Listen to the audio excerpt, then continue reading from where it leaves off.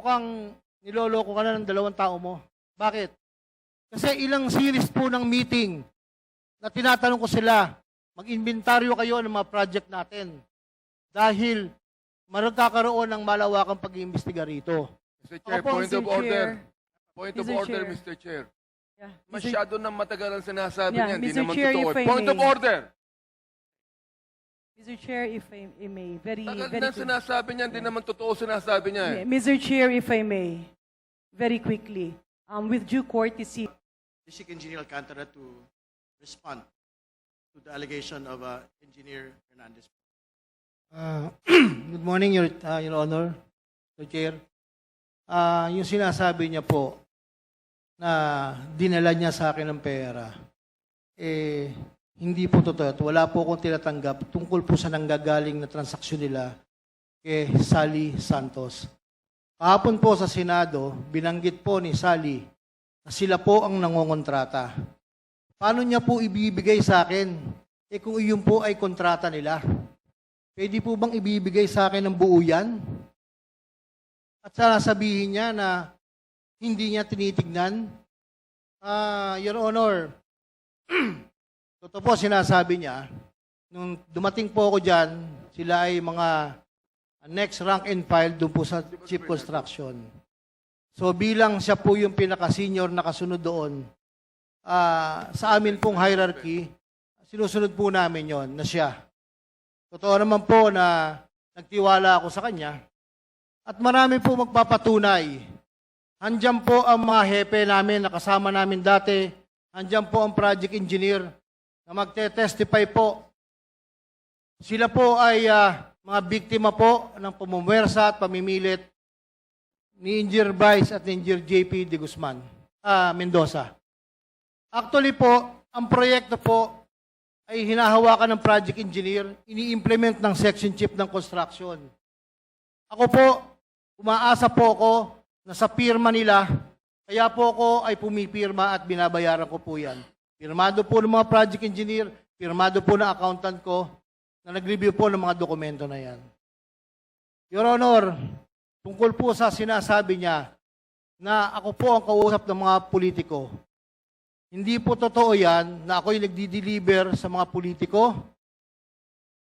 Senator Joel 2023, wala pong project na flood control si Senator Joel ever since.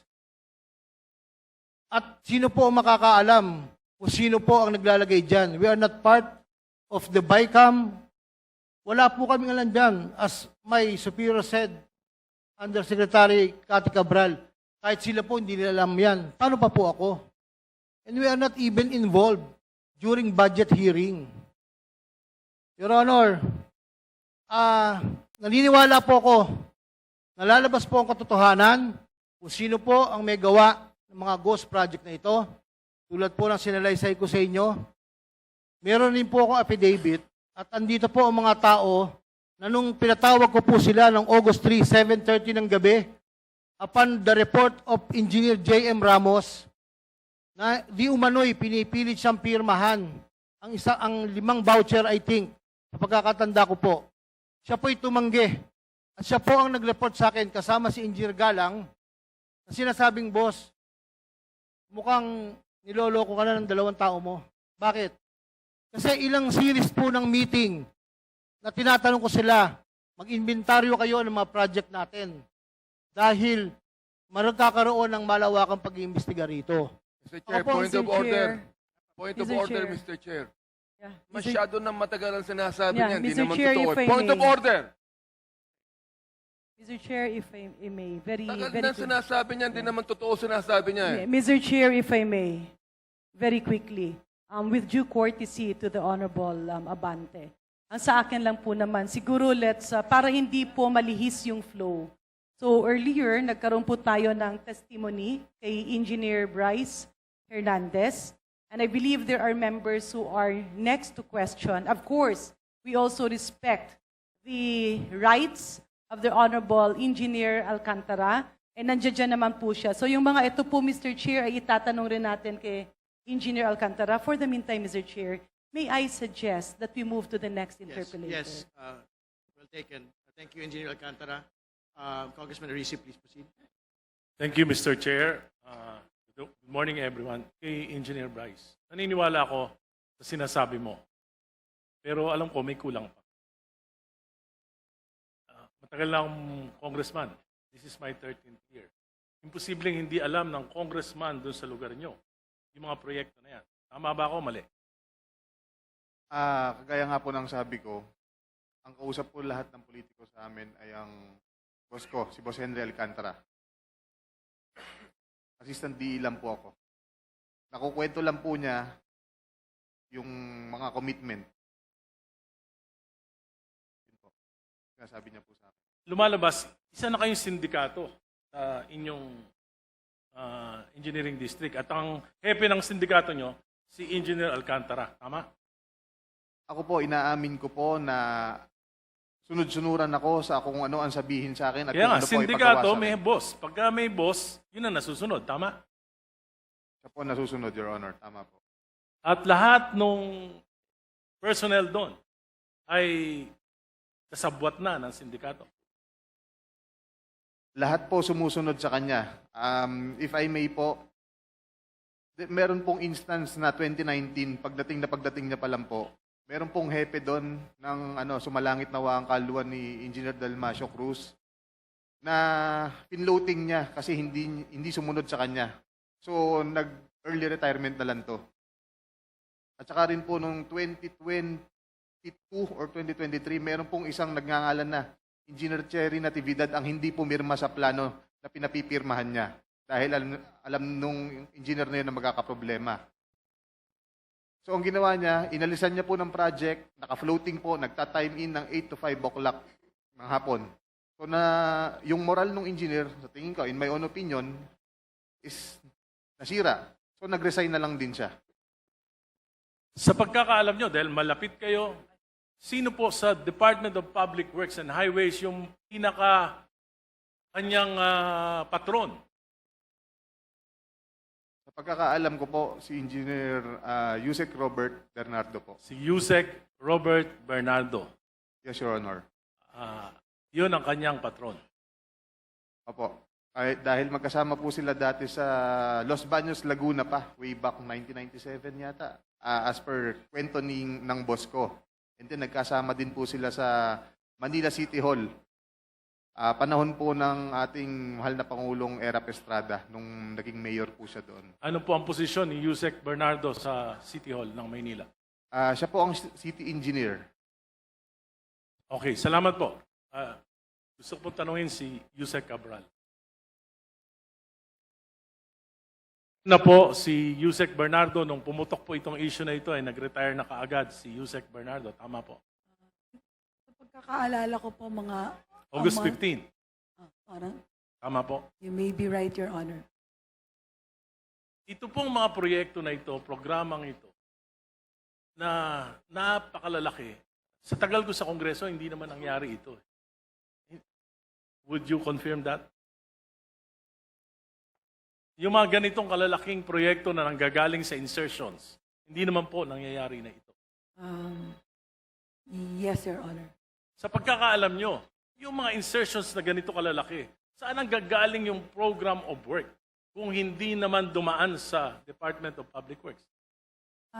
Your Honor, lahat po ng program of work ay nanggagaling at ginagawa ng district engineering offices at o regional offices, Your Honor. Kanila po nanggagaling lahat. Subalit, nung nakaraan po, si Secretary Bonoan na nag-testify dito, sinabi niya, hindi niya alam kung saan ang galing yung kung paano nalagay yung mga insertions na yon sa ating pambansang budget. Sa bicameral po siguro ang tinutukoy niya, Your Honor.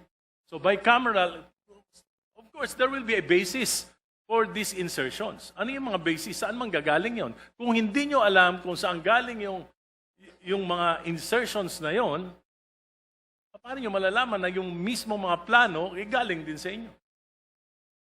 I would not know, Your Honor, kung paano ho nagkakaroon ng insertion after the NEP. I would trust the wisdom of Congress up to the bicameral conference. Ang trabaho lang naman po ng DPWH ay implement ng tama yung mga proyektong lalabas sa General Appropriations Act. regardless, ako, ang pananaw ko po, kahit po anong funding source, ay dapat pong ma-implement ng tama po yung proyekto. Hindi po substandard at lalong-lalo na pong hindi ghost project, Your Honor. Pag lumabas na po yung GAA, makikita nyo na yung mga proyekto. Hindi ba tatanungin ng department, saan galing itong mga proyekto na ito at sino yung gumawa ng mga programa na ito? Sa amin po, Your Honor, well, hindi po na, pagka na-release na po ng Department of Budget and Management yung GAA, o kaya yung SARO, yun po ay binababa na namin sa implementing office, Your Honor. Without checking whether these projects are viable, feasible? Your Honor, ang mandato po ng implementing office ay implement kung ano yung nasa General Appropriations Act, Your Honor.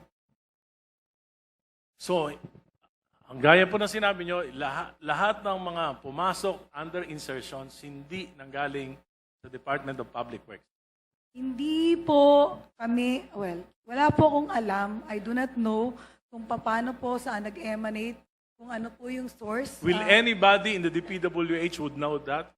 I don't think, Your Honor, because we are not the Department of Public Works and Highways is not part of the deliberation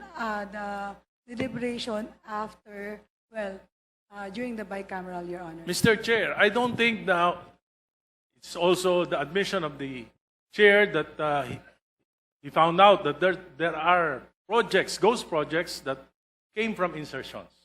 And the only ones who would know that are the chairman of the Committee on Finance of the Senate and the Committee on Appropriation of the House of the 19th, 18th, and 17th Congress. So, Mr. Chairman, I now move that we invite Senator Grace Poe as Chairman of the Senate Finance Committee, at least to clarify these matters. Also, Congressman Saldico, Chairman of the Committee on Appropriations of the 17th, 18th, and 19th Congress. Second. And also, Yusek Robert Bernardo. So move, Mr. Speaker. Second. Are there objections? No, but to be very clear, as soon as the ghost project in Plaridel, Bulacan, relating to the 2024 General Appropriations Act, which was deemed a congressional insertion, has been raised last week. An invitation to Congressman Zaldico has already been given to him. And this has been received by his office, I think, Friday of last week. So maybe we would want to restate the motion to just cover the others, please. So if we have already invited Congressman Saldico, I move that we invite Senator Grace Poe and Yusek Bobby Bernardo. So move, Mr. Speaker. It has been seconded. Are there objections? Hearing none, the motion is approved. Mr. Chair, very quick interjection, just for clarity. Mr. Chair, palagi kasing nauulit-ulit na nasasabi ang word na insertion. Just for the public consumption, napapasok po siya para siyang errata inside legislative houses.